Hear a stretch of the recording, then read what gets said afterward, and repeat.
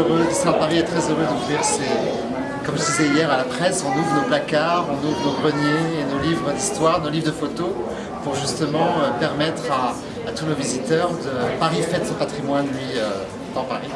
Et nous, on célèbre notre patrimoine ici à Disneyland Paris. Et c'est très émouvant. On a travaillé toute la nuit d'avant avec toutes les équipes de costumiers pour préparer tous ces beaux mannequins habillés qui retracent 27 ans d'histoire. Et c'est vrai que c'était très émouvant parce que c'est aussi une chose typique à Disneyland Paris. C'est l'attachement des cast members pour le produit Disney. Et ça, c'est incroyable. Et j'ai des cast members qui étaient là, qui travaillent depuis l'ouverture. Et en remettant tous ces costumes sur mannequin, ces costumes qui sont rangés dans nos placards depuis des années, en remettant tous ces costumes sur mannequin, donc quelque part ils reprennent vie. Il y a des costumières qui avaient presque de larmes aux yeux, qui étaient vraiment hyper touchées. Tiens, tu te rappelles, c'était Moulin en 98. Tiens, c'était l'ouverture du parc en 1992.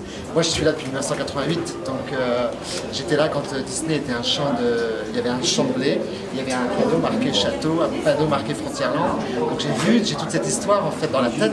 Et quand on voit tous ces costumes en live, on se dit c'est formidable parce que c'est une histoire en fait. Et alors quand on a installé tous les mannequins, il manquait un truc, toutes ces têtes qui étaient vides. Je me suis dit, mon Dieu, c'est dommage, et j'ai appelé le département perruque. Et c'est des filles aussi et des garçons qui ont un talent formidable, qui travaillent tous les jours. Et je leur ai dit, écoutez, il faut habiller-moi les têtes, parce que donc, du coup, elles ont été chercher tout ce qu'elles avaient en réserve, et d'un seul coup, de mettre des perruques, je trouve que le personnage vit encore plus. On a la chance aussi d'avoir tous les costumes de Julie Delpy pour le film de Cinémagique, l'attraction qui a duré pendant plus de 10 ans. Donc ça aussi, moi je trouve que c'est presque des reliques historiques. Et puis, encore une fois, c'est un hommage à tous les métiers. Le patrimoine, c'est aussi un hommage à tout le métier à Disneyland Paris. C'est tous ces artistes qui bossent derrière, les techniciens, les perruquiers, les coiffeurs, les maquilleurs, les modélistes, on a les maquettes également, donc quand je vous parlais tout à l'heure de quand on imagine une parade, bien sûr on a les dessins au papier, bien sûr après on travaille sur ordinateur, mais comment se rendre compte ce que le spectateur va voir lui sur le trottoir de Main Street, comment ça va passer devant lui, et c'est pour ça qu'on crée toutes ces maquettes avec encore une fois des artistes incroyables qui reproduisent exactement ce qu'on a sur ordinateur. Et grâce à ça, on se rend compte, est-ce qu'on raconte l'histoire de la meilleure des façons? Est-ce que les couleurs sont justes aussi, les chars les uns après les autres? Et si je suis un visiteur, si je vois Crush, par exemple, la tortue de Nemo, est-ce que tout le monde va bien la voir dans tous les sens? Il faut être sûr qu'elle soit bien placée. Donc c'est ce qui nous permet, avant, après, de partir partout dans le monde, parce que nos chars sont construits un peu partout dans le monde. La dernière parade, il y a un char qui a été construit en Amérique, un autre en Espagne, 2 en France, donc du coup, et après ils arrivent tous les uns après les autres et on voit ce que ça donne et c'est un choc. Ensuite, on a toutes ces photos incroyables, donc c'est encore une fois pareil, c'est super émouvant. Depuis 92, vous avez l'ouverture du parc, vous avez la parade de TGV, j'étais le chef de gare, c'est moi, je dirigeais le char, on avait tous les danseurs, tous les employés du parc étaient là. Et on a des photographes, encore une fois, un métier incroyable qui permet de garder justement cet héritage finalement, ce patrimoine. On a les albums photos, mais je ne peux pas vous imaginer. Le plus dur en fait pour ces 2 expos aujourd'hui, c'était comment choisir, c'était terrible parce qu'on a envie de tout mettre. On a des costumes, on a plus de 60 000 costumes en réserve ici à Disney. On fait presque plus de 35 000 spectacles par an. Donc on a tellement de choses que c'est très dur de choisir. Alors après on s'est dit, moi je me suis dit tiens pour les photos, on va choisir des photos que les guests ne peuvent pas prendre en fait. Quand vous voyez Merlin avec la bulle, ça c'est tiré d'une parade assez imprenable. Enfin, quand on voit Elsa qui pile au moment donné sur Mickey le magicien est en corrélation avec la projection, c'est tout à fait unique. Quand vous avez ici, j'adore cette photo, Mickey le magicien, où d'un seul coup, dans la chorégraphie, ils sont tous en lévitation, parce que le photographe a su prendre exactement au moment parfait le cliché. Donc voilà, je trouve ça génial. Et puis après, quelque chose que les gens connaissent un petit peu moins, Disney Performing Arts, dont je m'occupe depuis 4 ans, qui existe dans tous les parcs Disney, c'est donner l'opportunité à des enfants, à des plus grands aussi, des amateurs du spectacle, de venir jouer sur scène à Disney dans des conditions professionnelles. Donc là, il y a un côté tout à fait éducatif que j'aime beaucoup. Les enfants, c'est notre avenir plus tard. Donc on leur donne l'opportunité de chanter, de danser, sur scène à Vidéopolis, avec un matériel professionnel, avec une régie. Et d'ailleurs, on est passé à un niveau supérieur cette année. On est en train de travailler pour la 2e année. Chantons Noël avec Let's Sing Christmas. Ça, je suis très content parce que c'est aussi mon bébé, où tout d'un coup, on a des chorales du monde entier qui viennent. Puis, parfois ils sont jusqu'à 80 membres dans la chorale. Et bah là, pour le coup, ils chantent avec Mickey, Mimi, Dingo. Cette année, j'ai rajouté Donald. Donald m'a appelé au téléphone au mois de septembre, il m'a dit mais moi j'ai envie de faire partie de It's Christmas. Donc du coup, je dis bah écoute Donald, si t'es sage, parce qu'il fait toujours des bêtises, je fais tu pourras venir faire partie du spectacle. Donc voilà, amusez-vous, prenez des milliards de photos et voilà, vous avez tout notre héritage ici dans ces deux arcades jusqu'au dimanche soir. Merci à vous en tout cas pour votre passion et votre fidélité. Merci à vous. Merci. Mille merci. 35 000 spectacles, ça fait presque 100 spectacles par jour. Mais... 35 000 spectacles en tout, avec tout ce qu'on a d'événements, on a plein de soirées privées, quand vous avez une parade de Noël qui est jouée 3-4 fois, vous avez la parade de jour, vous avez des shows sur les studios, Ciné Magique, Marvel, ça fait beaucoup. Voilà partout. Ouais, c'est un bon boulot en tout cas. Merci. Un show unique comme pour la soirée des 100 personnes à Chaperon, combien de temps à l'avance pour pouvoir la préparer? On a commencé à en parler, c'était au mois d'octobre, c'était au mois de septembre. On a commencé à parler au mois de mai, juin, pour être sûr que le concept tient la route. Et après, il faut travailler, il faut produire. Et après, les répétitions avaient lieu 15 jours. Et pour un show d'une saison, c'est combien de temps à l'avance? Pareil? Je dirais toujours qu'en moyenne, les saisons, on commence à y penser 1 an. Et logiquement, pour être dans les timings, ce sera vraiment 1 an et demi. Pour vraiment être cohérent, de prendre le temps de faire les choses. Donc là, vous êtes déjà en train de préparer les 30 ans. Non, déjà en train de préparer les 30 ans, évidemment. Il y a Isabelle qui est là, qui est une costumière fabuleuse, qui est là depuis 92, non? Bonjour. Isabelle, non? Oui, c'est ça. 92. Ah oui, tout à fait. Depuis le début aussi, donc ça aussi fait partie de notre héritage. Je pourrais vous parler un peu plus des costumes si vous voulez. C'est un héritage en tout cas. C'est un héritage. Oui, puis à Disney, vous n'avez pas ce formidable. Oui, c'est ça, Emmanuel. Donc si vous voulez, vous pouvez peut-être aller vous promener avec Isabelle du côté des costumes, à la tête des scoops, à vous dire sur certains costumes, parce qu'elle a travaillé sur beaucoup de ces costumes. Performing Arts, vous choisissez comment les écoles? Comment ils costument? On vous envoie des films, alors soit on va dans les pays auditionner, les enfants ou les plus Vous allez grands, directement là-bas? ça arrive. Ou sinon, ils viennent, ils envoient des vidéos. L'école anglaise, c'est Oui, on a un marché anglais très présent. Mais là, pour Let's Sing Christmas, pour Chantons Noël, on a une chorale française. Parce qu'ils chantent en anglais, mais... Parce que j'ai l'impression qu'il n'y a pas beaucoup de chorales en France. C'est un peu ça. C'est l'ADN des Anglais et des Américains. Oui. Les spectacles, ils commencent très tôt. En France, on a du mal. C'est pas dans la culture. Pas dans la culture, ça arrive, mais c'est compliqué. 90, on s'est connus en Floride parce qu'on travaillait là-bas ensemble. On n'a pas changé, on était les mêmes. Angela aussi, qui est très dévouée. Elle a pas depuis longtemps aussi.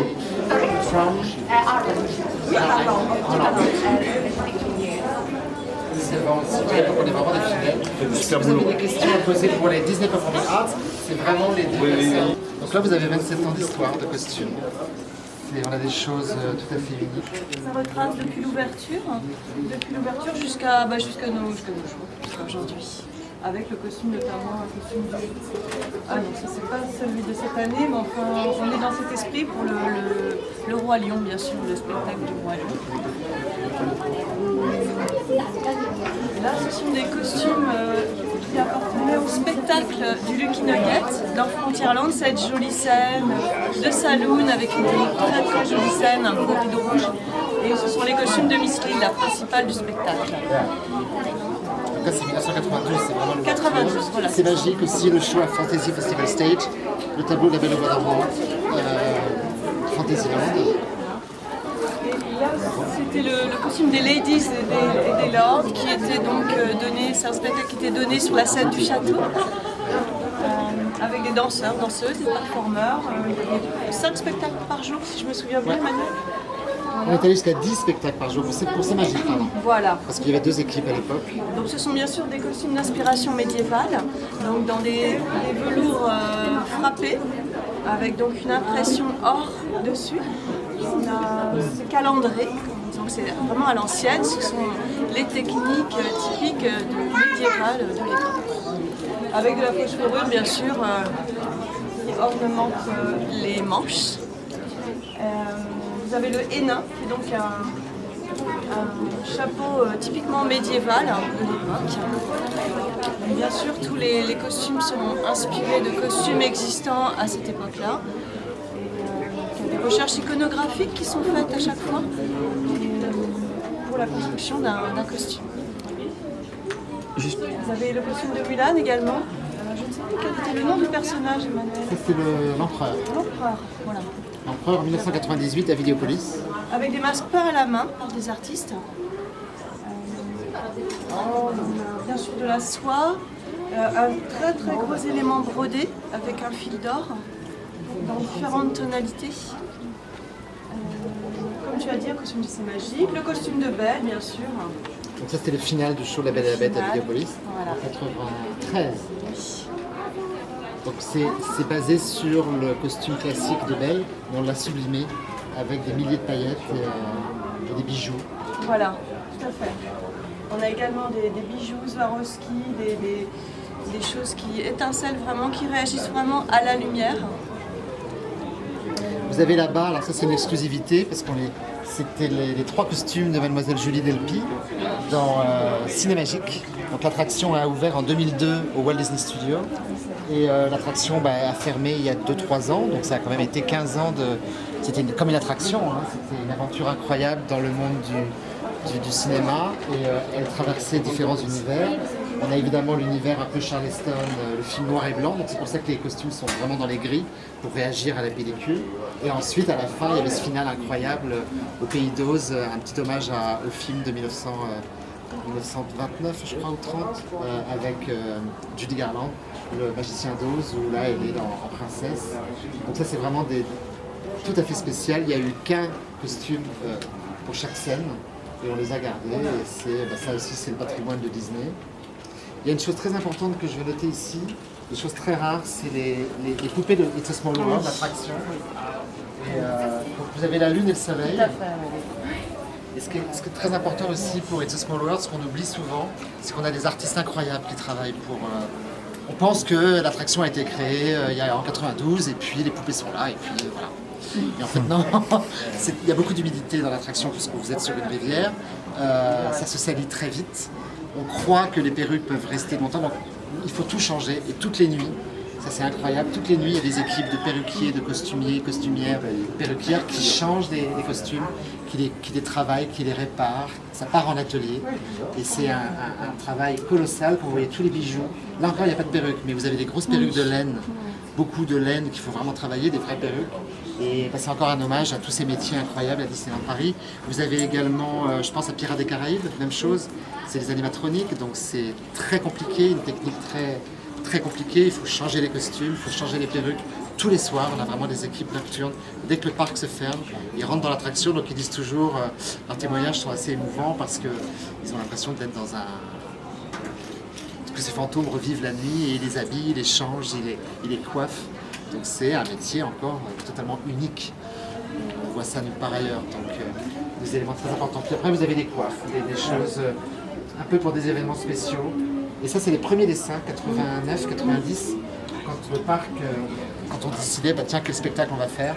Donc ça c'est le dessin du costume que vous voyez derrière, la parade Disney, l'unité de la Belle au Bois dormant pour la Lady. Et vous avez là des esquisses pour le Pierre Paradis et Miss Lille pour le Lucky Nugget. Il faut combien de temps à peu près pour construire un costume, que ce soit de l'imagination jusqu'à... Bien sûr. Alors, on travaille bien souvent 1 an à l'avance pour les premières recherches. On se réunit avec le décorateur, le metteur en scène, et on débriefe autour d'un thème de l'écriture du spectacle, de l'histoire qui a été créée. Donc souvent, au moins 1 an avant. Et puis, on source, donc comme je vous disais tout à l'heure, il y a des sources iconographiques pour s'inspirer un petit peu du thème du spectacle. Ensuite, il y a des dessins qui sont faits, donc le décorateur et nous-mêmes, les costumiers, on se réunit, on débriefe ensemble avec le metteur en scène, voir ce qu'il veut. Et puis, une toile est créée. La toile, c'est les prémices, ce sont les prémices du costume. Donc la toile est créée, elle est approuvée par le metteur en scène, le directeur bien sûr, et le directeur artistique. Et voilà. Et ensuite, on lance la fabrication des costumes. Voilà. Et ça prend combien de temps? Donc la fabrication, suivant la quantité de costumes, on est sur 1 mois, 2 mois, tout dépend du délai que nous avons. Voilà. Et vous êtes combien à travailler dessus en règle générale? Combien de costumiers? Oui. En général, il y a un costumier par projet, mais qui a son costumier production et ses assistants. Donc on est une belle équipe en général de 4 personnes minimum pour monter tout ça. 4 personnes pour faire tous ces costumes? Voilà, par thème, hein, j'entends. C'est-à-dire que par saison, par exemple pour Halloween, il y a une équipe de 4 personnes.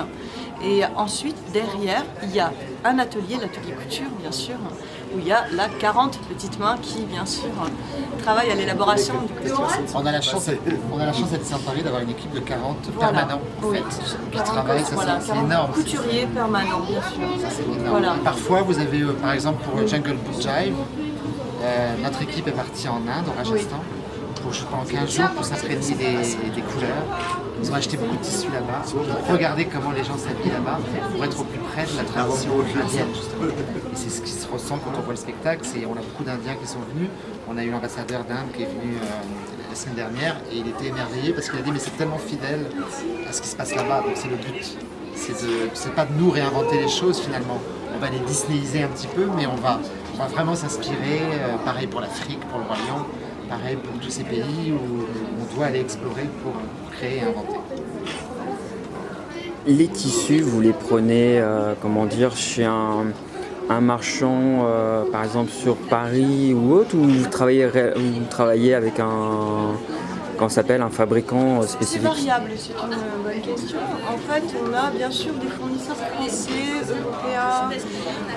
On fait fabriquer certains tissus. C'est pour ça que votre question est intéressante parce que quelquefois on dessine même le tissu et on le fait fabriquer.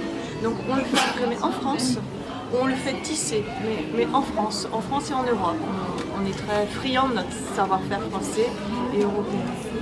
On est Paris, le pays de la On mode. est Disneyland Paris, voilà, c'est ça.